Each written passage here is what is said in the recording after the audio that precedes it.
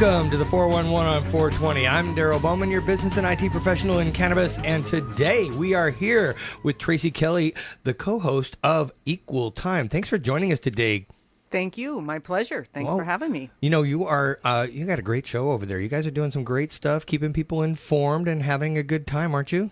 Yes, we do. Well, we try. We definitely try. We're trying to inform voters today about how they can follow the money and how they can fill out their ballots. So, not necessarily our sexiest of shows, but I think it's one of our more informative ones. Well, we talked a little bit about that a week or so ago as well with some political strategists about those individuals we're helping in the cannabis industry. So I'm sure they've been on your show as well. Could very well be. Yes, we have I'm sure. covered that, yes. Well, hey, we do thank you for joining us today and helping us to, bring about topics that will help inform the cannabis industry about what they can do to make informed decisions and about I'd call it a budding industry, wouldn't you? I would.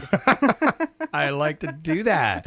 Well, listen, one of the things... And it's very lucrative, so there's a lot of green in the industry as well. Well, that we may or may not find that out. We'll know. I mean, green is, they call it green rush. They call it green this, the green rush, the gold rush, whatever.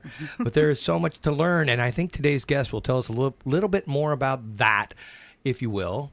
Also, though, I want to make sure that, as we always do on the 411 on 420, is we talk about our nation's veterans. I am particularly fond of making sure that the people out there who are listening to this program or any program out there, if they're hiring somebody or know somebody who has a job or whatever that is out there and they're looking for talented people that can really support and represent a company well, then I hope that they are taking extra efforts to hire and at least go to whatever resource you can find, whether that's the workforce development people, Department of Labor and Industries, or whatever, wherever you may go, Department of Veterans Affairs, to find a veteran to fill that position. Those folks have, they've written a blank check for their life, went out there, and some of them, they've come back a little bit, scarred, if you will, and but they've done what they needed to do. They've helped us maintain the freedoms that we have today, and those folks deserve an opportunity, not for a hand out, but a hand up. So give them the opportunity. Get back in the swing of things. Exactly. Earn the opportunity. So they don't want to earn your business. They want to earn the right for the job. They don't want to be handed anything. I think that gives them the opportunity to prove that they have your trust, prove that they can be honest and have integrity, be very fair, represent your company in a very independent manner, which you see fit, and to be accountable for what they do.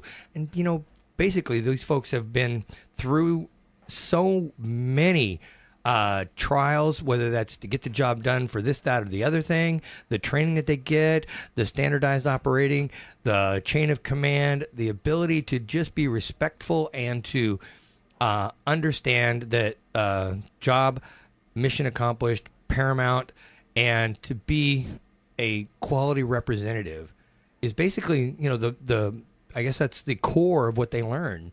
And I'm proud to say anybody that hires them, they will not have a disappointed moment in their employment career, not from whatever I've heard. So in addition to that, if you are considering getting your car fixed, your house remodeled, adding a fence, a deck, or whatever you think that you need a product or a service that you want to look for and or apply for your personal use and not your business, maybe even so your business, then there is a list and a huge Rolodex of individuals, businesses out there at the Department of Veterans Affairs, and these are all veteran-owned businesses. So go to that list down and check out anything. You can search on whatever you like, whether it's whatever. It doesn't really matter what that may be. And then grab yourself an opportunity to give another veteran an opportunity to earn your business as well. What a great resource. It is. And we do appreciate that out there from the Department of Veterans Affairs. They're doing a wonderful job maintaining that. Well, listen, today we are going to be talking about cannabis, and we do that quite a bit, but it's about the business of cannabis and the business of the business, which means the money. We are going to be talking about the money, the taxes, and the way that people are treated in the industry and what they have to do, the special hoops they have to run through, jump over and go around, or whatever they have to do to maintain compliance in an industry that is evolving on a routine basis. So what we're going to do is we're coming back after these short messages, and we'll talk to Stephanie Bauer. She's an accounting specialist out of Denver, and she's doing some amazing things with a lot of people in a very complicated industry.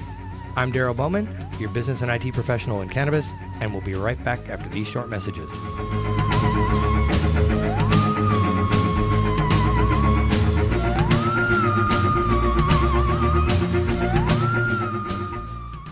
Thanks to our friends at Zuken.com. That's ZOOKEN.com.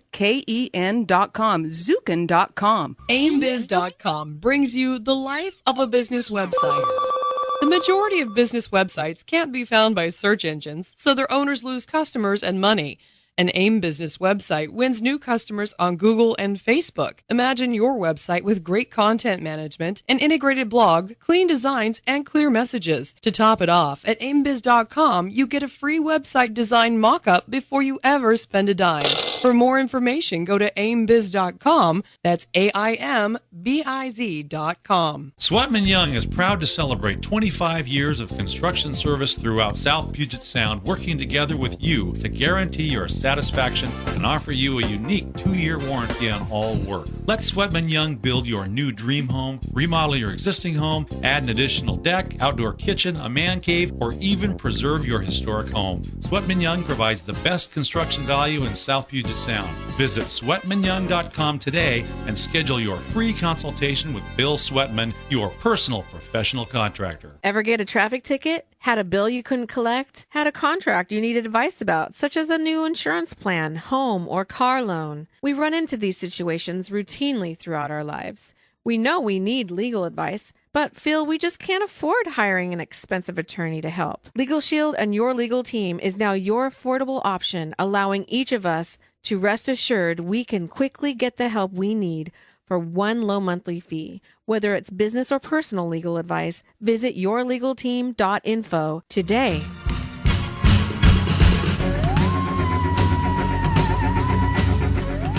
Welcome back to the 411 on 420. I'm Daryl Bowman, your business and IT professional in cannabis. Joined with me today is Tracy Kelly, who is my co-host for the day. Thank you so much, Tracy. Thank you. Pleasure to be here. Hey, we are having a good time. Today we're going to be speaking with Stephanie Boyer, of accounting specialist out of Denver, Colorado. Hey, Stephanie, thanks for joining us today. Thank you. Hey, so tell me, what's it like in Denver today? Are we hot? Are we humid? Are we at the top of the mountain? Hard to breathe? What's going on? Where are you at? 75 degrees, beautiful sunny day. Perfect. Oh, fantastic. I think we're having pretty much like that kind of weather out here today. Mm-hmm. Amazing. Hey, Stephanie, hey, thanks for joining us. I really do appreciate you taking the time out of your day to talk to us about, well, what many may consider to be a very boring subject. I mean, come on, money, accounting, everybody. The books are the toughest thing to deal with, but they're the most important.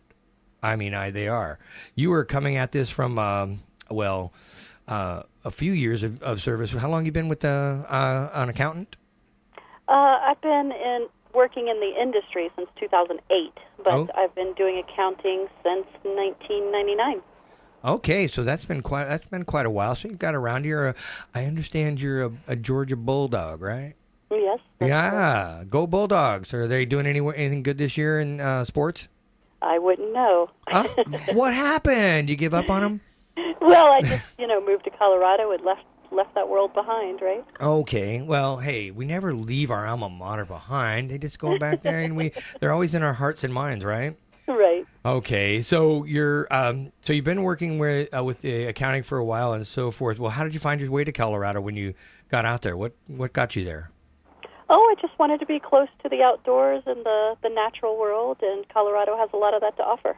Oh, okay. Well, that's an interesting thing. I go outside. It's the same thing for me. I just walk out the door and I'm outside. I'm out in the natural world. Right. Seriously, just joking. Yeah. Do you ski? Yes. Do you ski? Yes, I actually live in Nederland, Colorado, which is a mountain town just west of Boulder. Okay. Nice. Mm-hmm. So what you do? Well, you can't really ski in Georgia, that's for sure. Mm. Oh, yeah. So how did you get started with the company you're at now? Well, I guess I just found a place to live, and then looked for a job, walked through the door, and they said, maybe I can give you a part-time job. And since then, we have 10 times the staff that we started with. So. Oh my gosh, Wow. That's pretty good growth. Now, is that all attributed to working in the cannabis industry, or is that just all industries together? It is all industries together. It's been a slow growth for quite a few years. The cannabis industry has definitely brought in a lot of business, though. Now, I understand it's a complicated nature in the cannabis industry. One of the biggest things I hear from the folks that are both in the legal and the accounting profession is, from a national scale, there's been a lot of pushback saying, hey, it's not a good idea. You could damage your national opportunities, your accreditations, and so forth if you work in this industry. What's the pushback on that? I would say that does not really affect people on a day-to-day basis from what I see. I mean, it definitely depends on what kind of industry you're in and what kind of jobs you're potentially looking for in the future, or what kind of public persona you might want to have. But in general, I would say that the risk of having having your reputation tarnished in this industry, it doesn't seem to be what happens, especially in Colorado, since it is such a widely accepted business, and there's so many professionals that are in this business, so it doesn't really cause that problem. You just hit on the topic right there, the stigmatism of operating in the cannabis industry and getting through that, because it sounds to me like what you were just saying is that tarnish the reputation, the stigmatism, and so forth is what really what they were talking about from that national perspective. Where do you want to go with your career? Are you sure you want to get involved in this thing? Because who knows, could be bad on your career, could be a blight, whatever. But it really is the point of this program, and hopefully what you're doing as well, is to normalize an industry which is already being accepted around the country in 23 plus states, 5 plus that are going adult activity, recreational, if you will. So it's gaining a lot of momentum and a lot of traction around the country. So as a outlaw or a stigmatized industry, I think you're right. The acceptance is happening in Denver, and I think it's going to even... We're a little bit behind here. Well, we are, but we're catching up fast because we were one of the first there with Colorado. We just took longer getting our rules and regs in place at the same time. Well, and realistically, what you've seen happen in Colorado in the last 7 years is a tremendous amount of talent. And there's just no denying that there's not a tremendous amount of that in this industry. It actually takes an incredible amount of perseverance to basically get over all of the hurdles that are continually placed with. So, and when you're talking about hurdles, what are you thinking of? What are you talking about? Well, I mean, it's a new industry. So when I say hurdle, things that are set up and have templates in the real world is a constant system of creating new templates and new design. There's no pattern to follow in this industry. So it takes a lot of innovation. Oh, that's why we say it's a budding industry, right? That's why we say it's a budding industry. We're the new offshoots, new sprouts going in every direction, and we never know how we're going to cultivate those.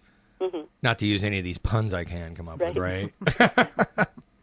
But anyway, and that's really good because we're an evolutionary opportunity here. I think if you were to describe it, we'd be out of infancy and maybe into our toddler years right now, maybe in the industry. Would you say?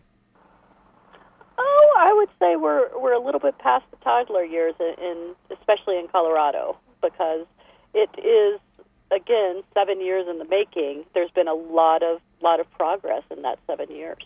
Did you have any pushback from your legislature?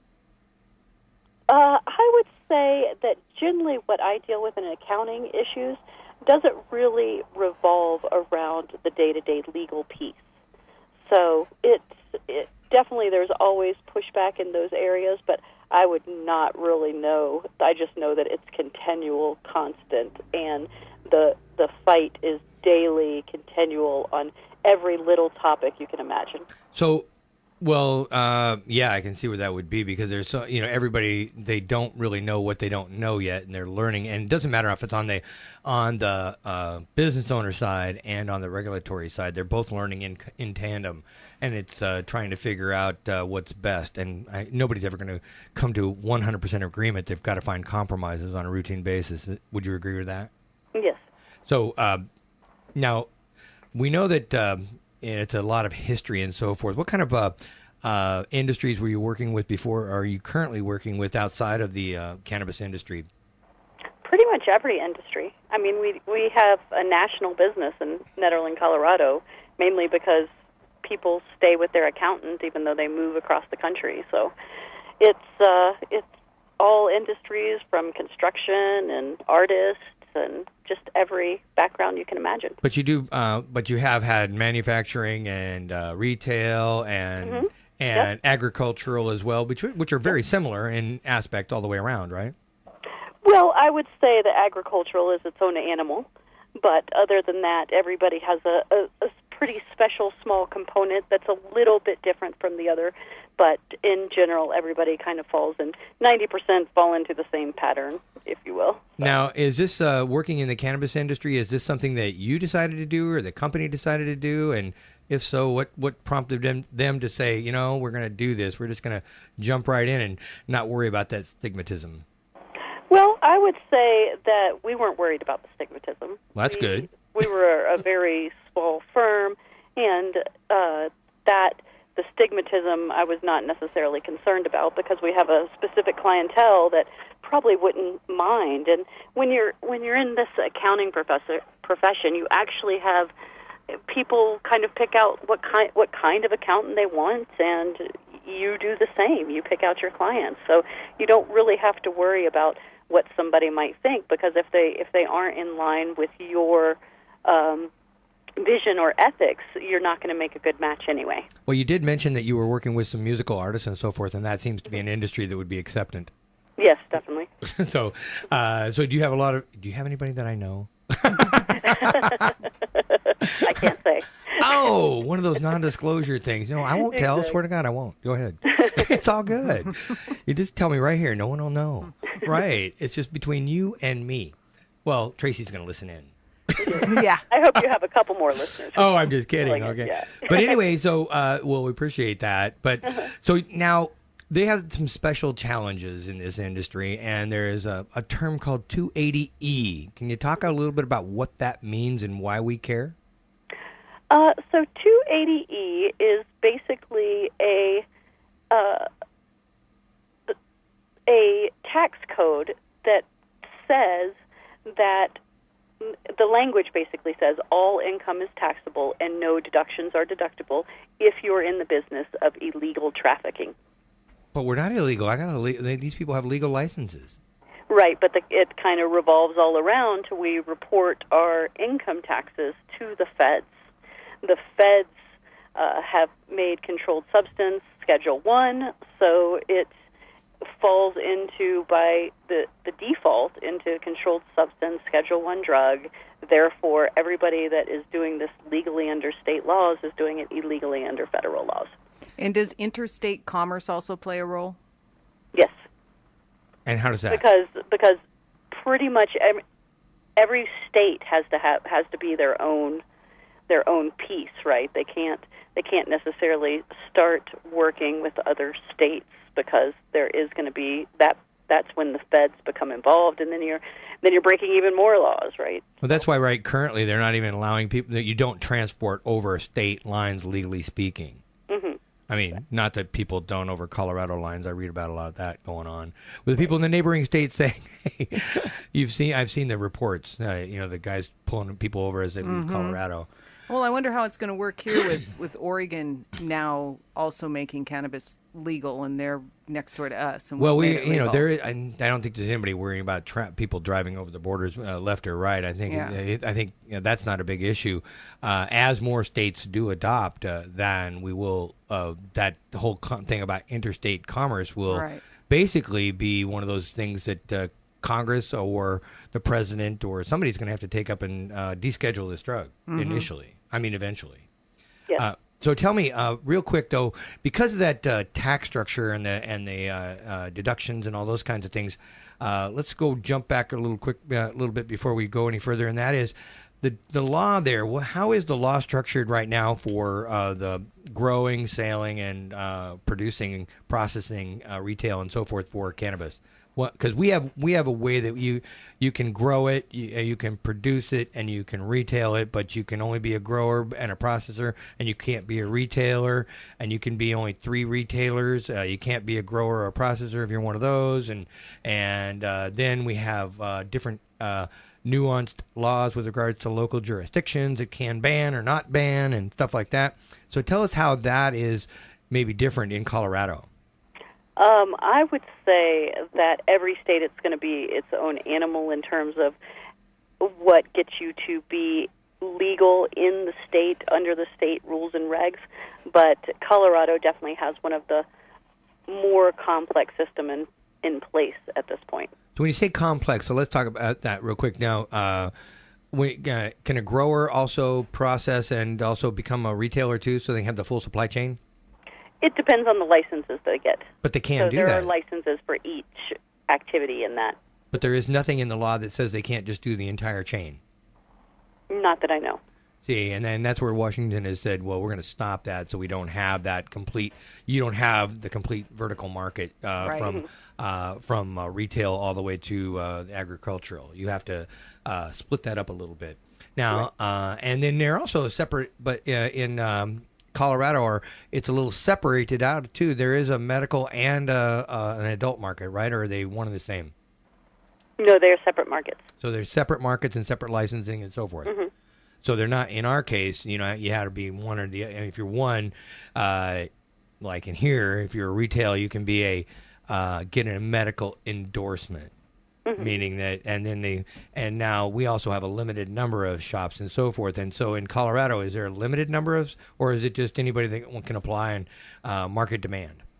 Well, it's jurisdiction by jurisdiction. So the cities and counties pretty much make those rules depending on locality. Well, that's interesting. The state here has made those rules, and they've given the allocation for each of the different jurisdictions to have a set number within their jurisdiction based upon whatever population they determine. And it sounds to me like in your concept, in Colorado's methodology, they've said, okay, the cities and counties can determine if they want 1 or 100 within their borders, or more. Mm-hmm. So, and the state just says whatever you like, we will comply with. Is that, or however that is? That's correct. Mm-hmm. So is retail marijuana and medical marijuana taxed differently? There is quite a bit more excise taxes on the retail marijuana. Okay, but there are taxes on the medical as well? It's just your normal sales tax on the medical side. Oh, without the excise. Exactly. And what is the sales tax in your state? It ranges because we also have a pretty complex sales tax system. We have what's called a home rule system, and so sometimes the state collects it and sometimes the cities and counties collect it. But it can range anywhere from 2.9 to 8.7%, depending on which locality you're in. That's a pretty wide margin. And then the recreational taxes add an extra 15% on top of that. So you add 15% from the recreational. Okay, wow, that's a pretty big chunk. Is that the same, or is that different from alcohol? Most of the excise taxes are embedded into the cost at the wholesaler level, so people don't see the taxes. The excise taxes are embedded in the alcohol. Yeah, they're not added on top. You don't see them at the register. Yeah, you don't see them added on top. Mm-hmm. And so that's an interesting thing. Well, let's do this. Let's take a break, come back after these short messages, and we'll talk more about the taxation and how that is affected with regards to the 280E. I'm Daryl Bowman, your business and IT professional in cannabis, and I'll be right back after these short messages.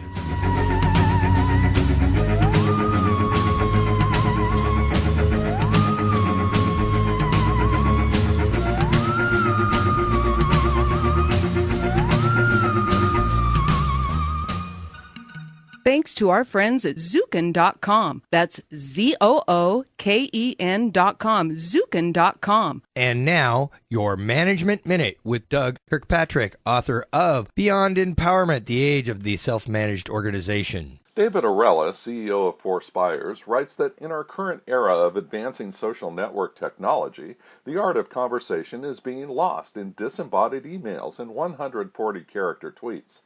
Yet the quality of these conversations, especially around commitments, determine effectiveness.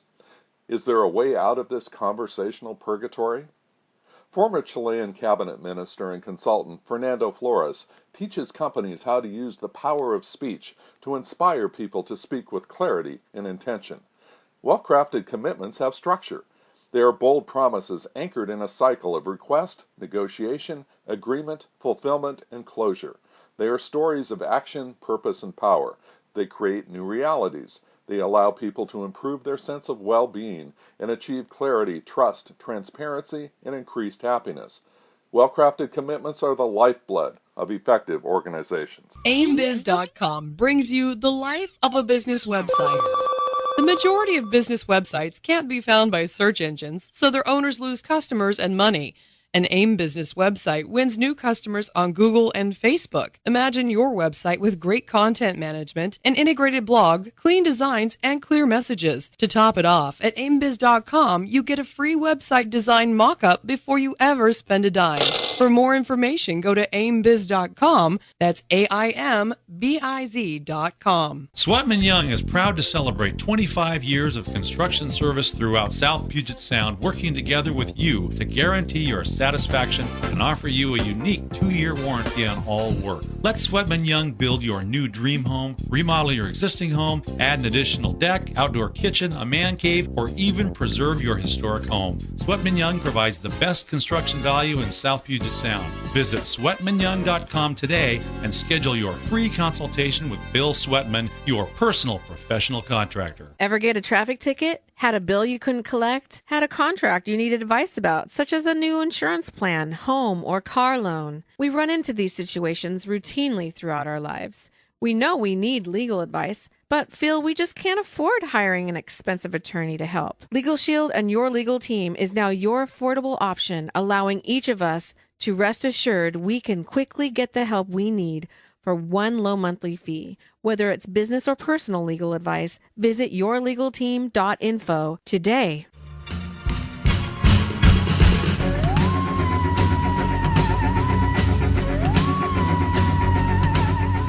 Welcome back to the 411 on 420. I'm Daryl Bowman, your business and IT professional in cannabis. Thanks for joining us today and every Saturday and Tuesday from noon to 1 when we talk about the business of cannabis. We are so happy to have you joining us when we learn about an industry that is evolving on a daily basis and, well, helping you to understand things that you don't, and sometimes, well, heck, we don't, you know.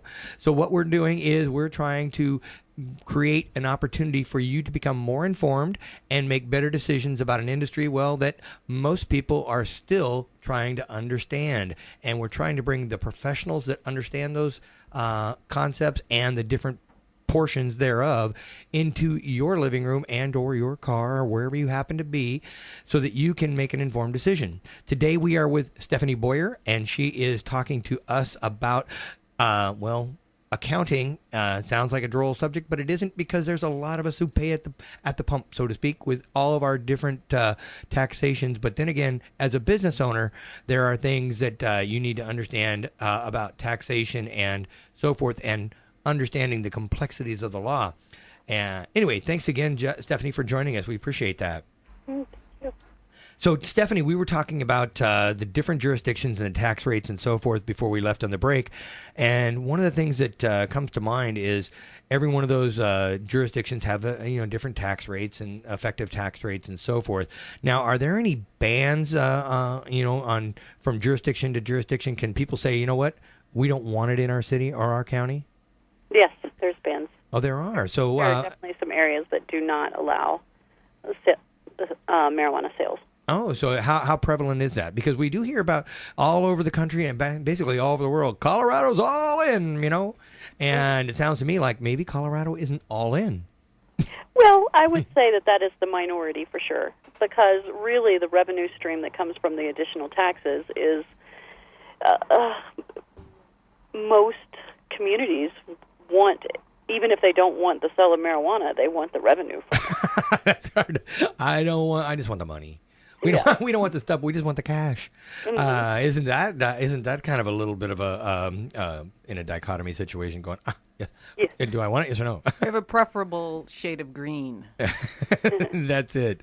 But if they don't, if they have a jurisdictional ban, then they can't share in those revenues. Is that a true statement? Yes, that is true. Well, that's good. So it's telling you, hey, if you want those monies, then you better jump in. Mm-hmm. And now. Question real quick on things that happen out there. I mean, are all the cannabis sales, are they for home use, or are there places where people can go to lounges and utilize cannabis in conjunction with other people? That is about to become an industry, and there is some isolated events of that, but at this point in time, it's not that large of an industry. And because so they haven't figured out the details behind what's that going to look like. Okay, so well, at least you're leading the pack again, because I mean that's something that I've heard quite a bit about. Biggest thing of concern for folks that are have a concern about the industry is, well, I don't want those stores in my neighborhood.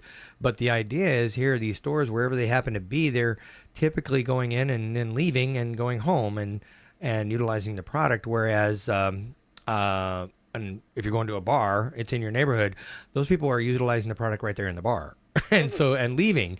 And that presents a different set of problems than the other. So no, we have a little joke out here, how we are allowed to have plenty of cannabis on us, and we can tape it to our head, but we can't smoke it anywhere. Except for in your home, maybe, right? Yes. Behind closed doors, in a window, without a window or anything like that, so no one can see. Yep, no public places. Yeah, exactly. Has it affected your driving under the influence laws? Yes. I mean, basically, there's not a great testing mechanism for it, right? Because it stays in your system for so long that you could get a DUI without having actually consumed for days. Mm-hmm. Yeah, exactly. For days. So that's an evolutionary project with regards to blood tests and/or however that's going to come across. That's still evolutionary in there. But with regards to taxation and to expenses and those kinds of things, there must be ways that you as an accountant and your firm have been able to help the business owner to realize some of the opportunities to make their company more profitable and manage those taxes and manage the opportunity, the 280E. So what do you do to help those folks? Well, essentially, when I mentioned that 280E says all income taxable, no deductions deductible, the piece that you're allowed to not be taxed on is the product cost. So the product cost, whether you're purchasing it or manufacturing it, is allowed as a deduction. So when you say that, let's clarify that, because you said we're not allowed, but then you just said we are allowed. So are you talking about all of the pieces and parts that help you produce, and then the actual plant itself is the part that is not deductible, but all the machinery and the services around it might be? Well, so an easy way to think of it is where 280E originally came from. And 280E came because basically not during the time that it was relevant, this person was a drug dealer. So a drug dealer goes and sells $100 worth of product. The IRS tried to come back and say, okay, you owe us on $100 of tax. And he said, well, I paid $50 for it, so I never had $100. You can't tax me on that. So they said, okay, well, we'll let you pay on the $50, but we're not going to let you take your car deductions and your cell phone and the travel that you needed and all those other expenses. Are you trying to tell me that the IRS was trying to tax drug dealers? Yeah, well, I mean, there's nothing. They're trying to say this is illegal, but we're going to get those taxes out of you. This is crazy talk. Well, the IRS doesn't care necessarily whether you're in an illegal activity or not. Their job is to track income and collect taxes on that income. So there is actually a code section for all kinds of things. There's code section for mob activity. I mean, if you were to... This is the Al Capone section, right? Exactly. So, I mean, their point is that we don't care how you made your money, but this is the code section that you fall under, and this is the taxes that you need to pay based on that income you received.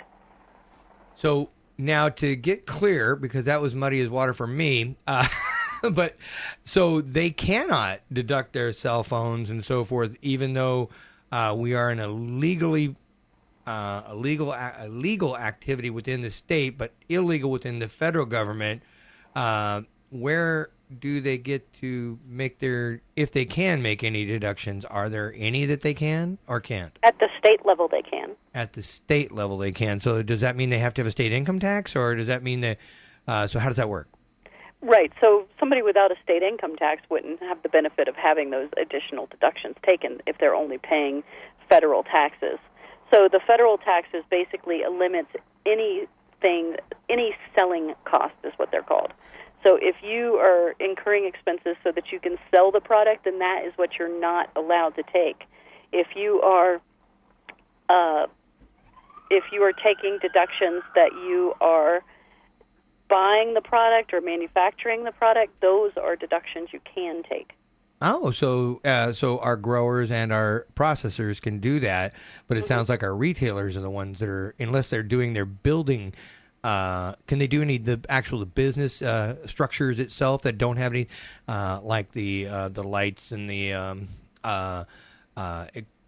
healthcare and things like that, or is that any of that? Generally, the people that are in the grow side of this industry are not that impacted by the 280E. Well, I could see that where they would be because they're manufacturing. Only people in the selling, so that your dispensaries are the ones that feel the real impact of the higher taxation.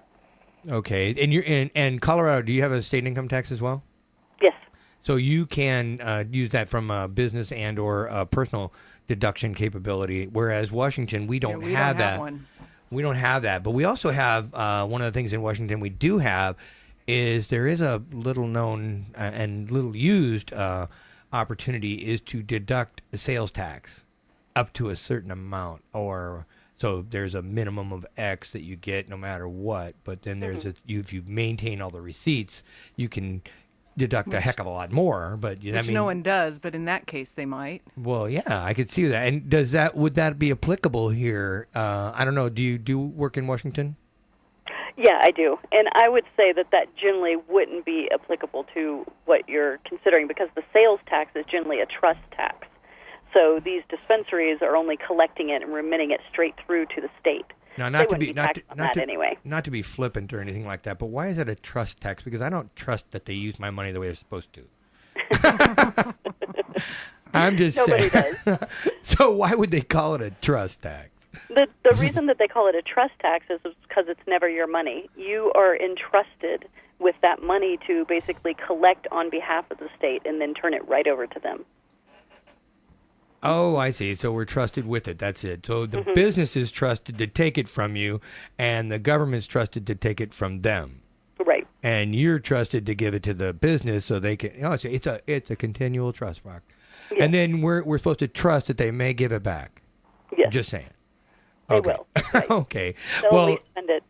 Okay. Well, I can understand that. See, it's a relationship. Oh yeah, it's all based on trust. Yes. Yes, and they put it in the law, for God's sakes. They didn't just go around. They said, we're going to put that right in the law. Well, that said, they don't trust us in this industry. They don't trust the people to put the money in the bank. That's an interesting conundrum. How do you deal with that? Because this leads itself to a heck of a lot of people that are, banking without banking. I mean, they've got some lumpy mattresses out there, I'm sure. Mm-hmm. So what do you do about that? People in their little green hats sitting around with stacks of money and figuring out where to go and where to put it, because you end up not really being able to, one, put it in the banks, although there are some banks that are starting to take these accounts, but there's few and far between, and it's in no way a solution to the banking problem. So it creates an unnecessary danger for those who are having to handle it. Exactly. Now, you've talked about some. I mean, in our previous conversations before this show, you talked about something about a SAR. What is that? That is a suspicious activity report. So every time you deposit money into the bank that the bank feels like might have come from suspicious activity, like the illegal sale. So that wad of cash that's over $10,000 is what you're saying. Well, and that number really is. I mean, it's the $10,000 is what people think is the magic mark, but it can be lower than that or higher than that, depending on what your bank feels like is suspicious activity. I think that's what it was for Denny Hastert. Mm-hmm. Okay, that's well. I don't think she knows who Denny is. But so in Colorado, yeah. if you walk into the bank with $3,000 in rent money, then you all of a sudden have suspicious activity because why is the person paying your money in rent?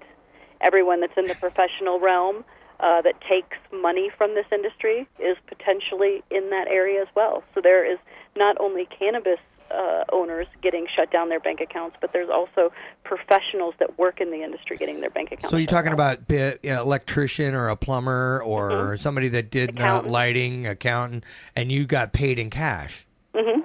Well, and so you're going, hey, I'll take a check. But you can't take a check because they don't have a bank account. Right. But I'll take Bitcoin. What about that? Yeah, I don't want to get into that. Wise, very wise. Oh, that was so funny. I don't want to get into that one. No, back up. We've had shows on Bitcoin, so it's been good. Those, it's interesting what's going on in that realm, if you will. It's very complex, but changing, ever changing. But anyway, so back over to banking and so forth. With the people opening up and banks actually, what are people doing if they can't get into a bank and obviously they put their money into a bank, but the bank won't loan it back to them, or they won't. I mean, that's basically what I'm hearing, right? I mean, if you can get a bank to accept it, they still won't loan you any of it? Is that about? It is very difficult to get loans in this industry. I mean, there are some venture capitalists out there that are willing to do loans, but the interest rates tend to be between 10 and 20%. Oh, no, so none of the 5 to 10, 12%, none of that stuff going. Okay. No, none of that going on. Okay. Yeah, so 10 to 20%. If you get into 10%, you're feeling pretty lucky. Well, let's ask. Tracy was asking a little bit about talking a little bit about the profitability of green. It's a very profitable industry and so forth. Are you seeing that, or are we getting to a point that there is a huge supply and demand is leveling out? So are we talking about margins that are shrinking, or are we still having large margins in this industry? I would say there's continual growth in the industry, and there is large margins tends to be debatable. I would say that in general there is no way to not be crushed by the tax impact unless you have a certain amount of sales, and in my world that sales number tends to be anything below $1 million. So in other words, if you're not making $1 million in a year, at least selling $1 million. Selling $1 million. That's what I mean. Selling $1 million in a year, you're not profitable. Yeah, you're probably not going to be profitable because your tax bracket is going to land in about 50 to 70%. So and that's just on a small operation, by the way. So that would be the retail side, though. The retail side, be the grow side. And the grow side is a different issue. Again, the grow side doesn't. Grow side doesn't have that 280E issue so much. It has the 280E issue, but only on the selling expenses, which are pretty nominal in a grow. Right. Because there is all the other manufacturing opportunity that goes on there. Exactly. Okay. So now that said, and you don't and so dispensaries need and recreational stores need to sell a minimum of $1 million a year, and that's making sure that they actually know what they're doing and they're hiring right and running the operation efficiently and so forth. Exactly. So other than that, they could be running backwards real quick and out of the business. By the way, are there a lot of businesses that are going under because of this kind of thing? Yes, there are a lot of businesses that are going under. But for every business that goes under, there's a new one that pops up. So, and a lot of people basically sell their licenses and get out of the business that way. So And that's basically because of you mentioned about the fact that they're under a lot of scrutiny. So under a lot of scrutiny means that they probably get audited quite a bit. They do, not necessarily just by the IRS. They get audited a lot because you've got a lot more money coming into the state with all the sales tax revenues and all the different revenue licensing revenue streams. That essentially the governments have more money to go audit and buy more money. So they are definitely targeting this industry because it has been lucrative thus far. It probably will not be as lucrative for them to do the audits going forward because in general, this is a very compliant community, and once they're trained on how to collect and remit taxes properly, generally that's what they do. So they're very compliant. I mean, they do. Most of the people in the industry don't want to see themselves go under, and they want to do whatever they can. The people that I've met, anyway, want to become this to be a normalized, mainstream, accepted, no differently than alcohol or any other industry. So they want to make sure they're doing everything to cross their T's, dot their I's, and be compliant regardless of the cost. Because interestingly enough, there's a lot of passion. More about this industry more than there would be about other industries that have cropped up over the years, and this one seems to have sustainability too over long term. Yes, definitely. Are edibles a big business down there, and are they considered similarly to the grower, to the retailer, or different from both? No, they would, for taxation purposes, they would be closer to a manufacturer. And I would say that there is a lot of innovation in the industry. And if you were, just to see the sheer amount of creative products that are out there on the market right now and the different options that you just weren't even imagined just 5 years ago is incredible. Now, are there any specific, I guess would be prohibitions to the edible market? I mean, here they talk about candy and things that are that look attractive to children as not being acceptable items to retail. Are those kinds of restrictions out there in Colorado as well? There basically are restrictions in place as far as packaging goes. And the child-proof packaging is absolutely child-proof packaging. It's adult-proof packaging as well. I was going to say that most of child-proof is adult-proof anyway. Yeah. When it comes down to it, I've struggled myself. So I would say, and then there is a certain amount of the industry that's moving away from some of the sugar edibles and things like that. There's definitely little pieces of the market that are pulling up for salad dressings and all kinds of different options. Green Goddess, probably. Mm-hmm. Oh. Hey, well, let's do this. Let's take a break. We'll come back after these short messages, and we'll talk more about how profitability is important and how it can be gained with all of the different nuanced accounting structures that need to take place in the cannabis industry. I'm Darryl Bowman, your business and IT professional in cannabis, and I'm here with Tracy Kelly, my co-host for today. Thank you so much. We'll be right back after these short messages.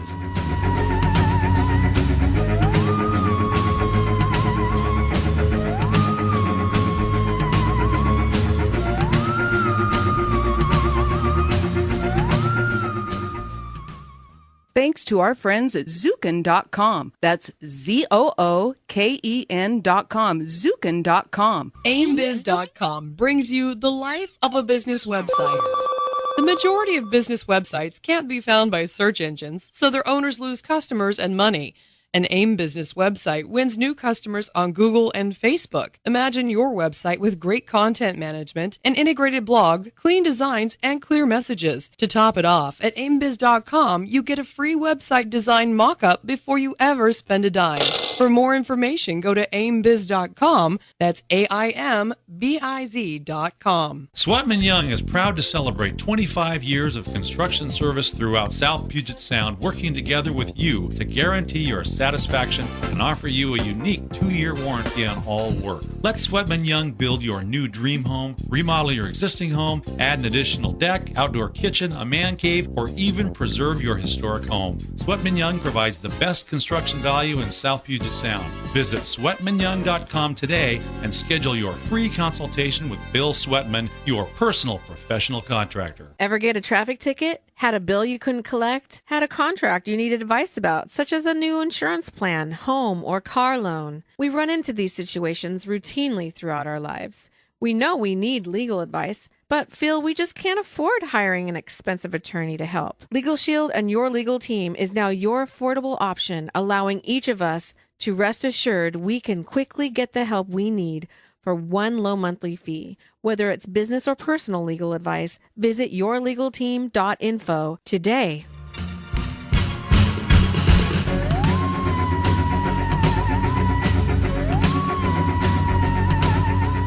Welcome back to the 411 on 420. I'm Daryl Bowman, your business and IT professional in cannabis. And today I'm joined by Tracy Kelly from Equal Time. Thanks for joining me, Kelly. Thank you. Yeah, Tracy, I appreciate you taking the time out of your day to step in and say hi to everybody out there and help me walk through with Stephanie Bauer. Excuse me. Gosh, why did I say Stacy's? You're putting our names together.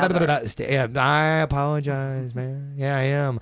Well, Stephanie, thanks so much again for joining us. We are really getting into this understanding about the business of, well, cannabis and the actual back end, understanding the mechanics of an industry which is, well, very well controlled. And as you said, people are they're being trained and they're doing the right thing so they don't have to be continually audited. Are there when we left, you talked about some people going out of business and people that were buying up those businesses.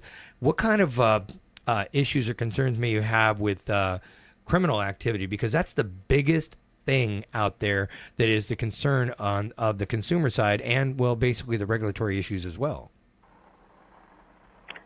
Well, I would say that as a Colorado resident, I just don't feel that as an impact. The only thing that you've noticed different in our communities and economy is you smell a lot more green around. Okay. So, that makes for another question. But so you don't read in the paper some of the, let's say one of the dispensaries or one of the retail shops or one of the grow operations doing anything outside the bounds of the law, so they're not getting raided, busted, and or robbed or anything like that. Any of that happening? People have had way too much time and energy invested into these businesses to put that on the line for any kind of marginal profit return. Yeah, and I see that, but I want to make sure that people hear that, and that's the point. Additionally speaking, but what about, because of the banking issue and because of the cash issue, the big concern is putting people at risk by making it cash. And our Congress can change that by changing the law. We have a congressman here, Denny Heck, who's in this jurisdiction, who's known as the marijuana man in Congress, because he is all about changing the banking laws and allowing banks to quit this cannabis issue, because anybody with the name canna in it, or cannabis or marijuana or M or J or anything like that, tends to get a red flag, and a bank says, no, we won't do business with you.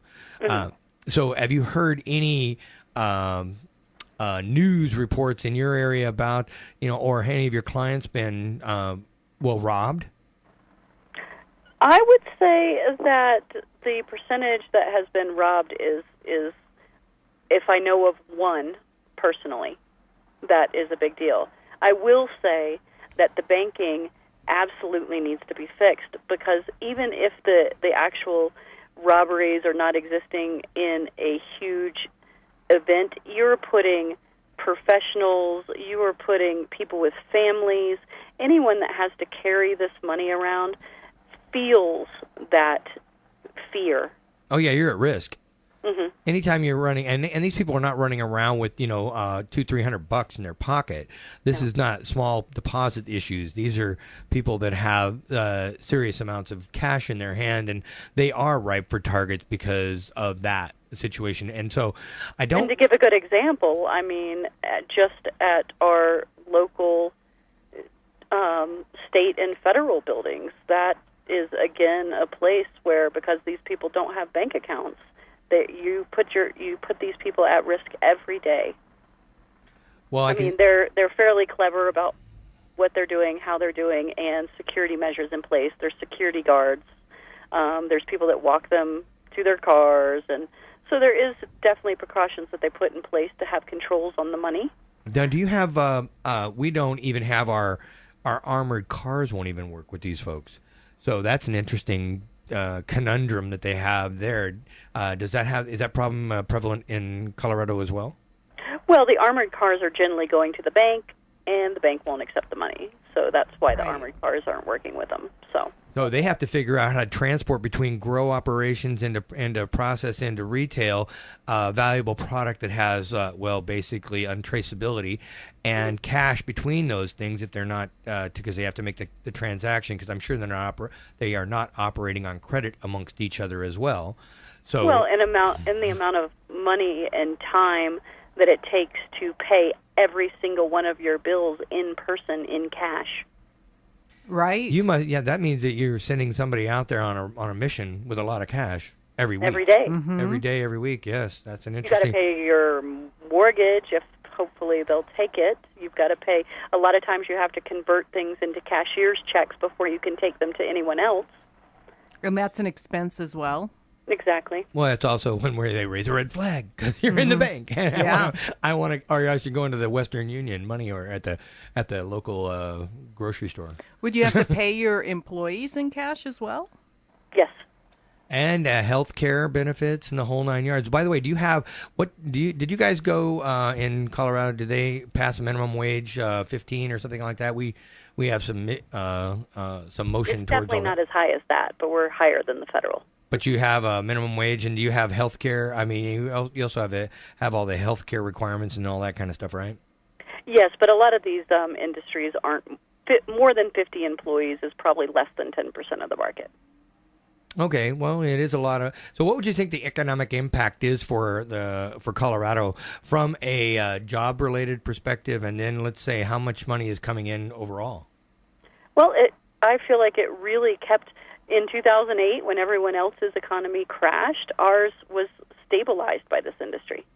Well, yeah, because you had the dispensaries. I mean, it dropped for a small period of time, but that was a very small period of time, and the property values, people are moving here because of the access to not only recreational, but medicine. Oh, yeah, the medicine is a big thing. People are having to move from all over the world to get to places where they can utilize the resources. Exactly. So it has kept our economy alive when the rest of the country was struggling. So now with all that going on, we're talking about keeping it alive. Can you give me an idea about jobs? I mean, those are there's a lot of shops in just Denver alone. How many shops? Boulder, Colorado, Denver. How many? I think I heard today there's about 1,000 licenses in Colorado. And that's just in retail, right? Yes. So, well, I'm not positive about that. I feel like that's probably the case, but I wouldn't. Seems a little low myself. It seems a little low. I know that state of Washington authorized 555, and we are really low. Well, 1,000. I mean, when you consider that we have Colorado has a lot of rural areas to it. Oh yeah, I never thought about that. That's right. Yeah. Everybody lives. Denver itself is not a huge city. I know you're stuck on a mountain. I got that. Mm-hmm. Yeah, I thought that. Is there any truth to that mile high? Yes, we're exactly a mile high. Oh, in more ways than one now. I get Yes. that. Okay. I just had to go there with that. Sorry about that. So anyway, if you're talking about new business owners that are getting into the cannabis industry, what kind of advice can you give these individuals with regards to setting themselves up for success? Wow. It is such a hard industry. And I would say that realistically, you can't come in expecting that it is in any way easy money. But everybody says it's real quick, it's easy, there's lots of cash. I mean, hey, I used to do it when I was in college, right? Right, but now you have to track the cash, and you can't deposit the cash, and you can't buy a house with the cash, and you maybe can't buy a car with the cash, and so it is a little more complicated than that. So what do I have to do to be successful? I mean, obviously I've got to set things up right. And so what does that entail? Well, I mean, that entails some more work from our politicians to to based make on this current transition happen. But as of the current, if you wanted to try and get into this industry, there is no easy way in. So now, are the licenses limited in Colorado, or can you go get one tomorrow if you wanted one?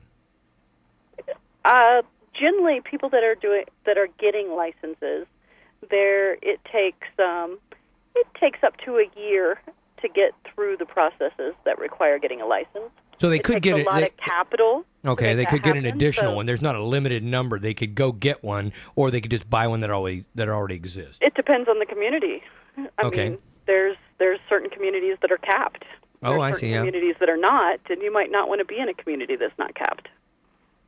Yeah, because you have the revenue stream issue. Yes, if you're in a community that's capped, then you capture a specific set of the market depending on location. Exactly. Okay, whereas no cap means your entrance can keep coming in and in and in. And right, and then the manufacturing side, there's a little bit less. There are caps in that realm, but there's potentially an issue of a supply-demand chain problem eventually. Oh, and in the grow operations, I think that's the most complicated piece there myself, understanding that you better grow something that people want. And just because you grew it and you thought it was good for you, but is it good? Does everybody else believe that? And are you going to get the margin and or market price that you were expecting when you grew it? It's not like corn, you know what I mean? Right. It's exactly like corn. I mean, the market price corn fluctuates depending on demand and different supply chain issues that might be going on, or maybe a new huge facility opens up and that they're selling it for, Well, I meant a little differently. I meant value. a little differently than corn. In that corn is pretty much a stable product, and it's always the same across, except for white or yellow or something like that. Literally, you have like two different kinds. Whereas in the cannabis industry, there are literally hundreds upon hundreds of different types. And those are what I'm talking about. If you get a specific strain, that is what I'm talking. If that one isn't the one that people are really into, that when it comes out on market, you couldn't. So truth in advertising. You may or may not get what you expect. It all depends on the people, how they value your specific strain. Well, and when you walk into a store and you have 30 choices. Are there regulations involving pesticides and fertilizers and such? Definitely. Colorado is going through a huge problem with that right now. I know. I think I read somewhere where some people were putting some things on that were cyanide and so forth. So they turned into cyanide when heat was applied. And that was big thing. I would say that sounds like a little bit. There might have been somebody that was doing something in that instance, but at this point in time, there's no definition or for allowable limits in the pesticide arena. So generally, things that are safe for food and tobacco are being considered right now not safe for marijuana. Right. I mean, we had a show a little earlier, a few weeks back, where we had somebody, some people that were doctors in chemistry, and we had some others and so forth. We talked about pesticides specifically, and there are a few pesticides out there that seem harmful on the surface, but when heat is applied, they do have some deleterious effects. And that wasn't known at the time, but now, I mean, Colorado and everybody else has already taken them off their list of approved pesticides. So that was a quickie. It does happen, but it's part of what learning is all about. We didn't know what we didn't know, and as soon as they discovered it, they made it clear and quick that pull it off and don't deal with it, and then recall everything that's associated with it. Right. And that's one of the risks as well, because. Let's talk about that with packaging, because packaging, you mentioned it earlier with childproof packaging. If the product sits on a shelf for a long time, can it? That could be. Can it be subject to recall and stuff like that? And do you have to deal with that from an accounting perspective? And how does that look? Well, they have a pretty meticulous setup for inventory monitoring. Edibles tend to have a shelf life, and the flower itself generally is not packaged until sold. Oh, so it's literally, it's not like in Washington. It's like packaged at the processor and then taken to the retail, and it can actually have a 9 month later. You can have, you have a date on it that's 9 months ago before it goes before you pick it up. Whereas in Colorado, it sounds like it's leaf, and then they package it right there at the retail store and sell it by whatever gram or weight they're going to deal with. Or does that make sense? Yes. Okay, so it's like bulk packaging right there. Exactly. Oh, interesting. And they're able to do that with child-proof packaging right there on site? Yep. How cool is that? I mean, hey, I'm learning something new every day. Well, so the best advice I think that we can give to somebody who's interested in the cannabis industry is, one, get yourself a qualified bookkeeper and accountant to help you to understand the nuances of all the different jurisdictional issues, whether they're taxation, IRS, federal, local, and everything, so that you can set yourself up, one, with a chart of accounts and a process that is going to help you manage your money, manage your assets, and maximize your amount of gross revenue and maximize your expenses wherever possible, so that you can minimize the taxes that you're going to have to pay. Because literally, if you don't do that, you're going to pay more than your fair share, and you're probably going to have to take a lot more money in to be profitable than $1 million. And I would also probably mention that it is necessary to have reserves in place for all the surprise areas that you might be paying additional money that was not anticipated. Sounds like Gomer Pyle. Surprise, surprise, surprise. Yeah, you never know when that's going to happen. My gosh. So get yourself a great accountant and get yourself. But how can people reach you, Stephanie? What do they do to reach you? Oh, you have to. I guess you could find me. She's going.